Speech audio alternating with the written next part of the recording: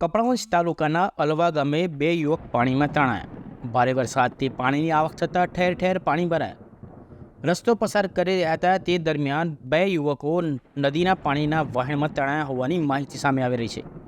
ઘટનાને પગલે Kapadvanj fire brigade, police તેમજ મામલતદાર ઘટના સ્થળે પહોંચ્યા।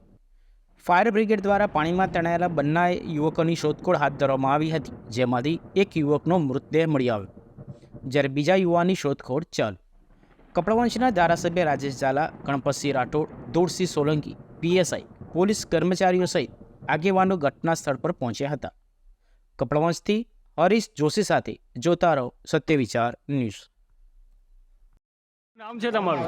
પરમાર કુલદીપસિંહ બાબુભાઈ। કુલદીપસિંહ, શું ઘટના બની છે અલવા ગામમાં?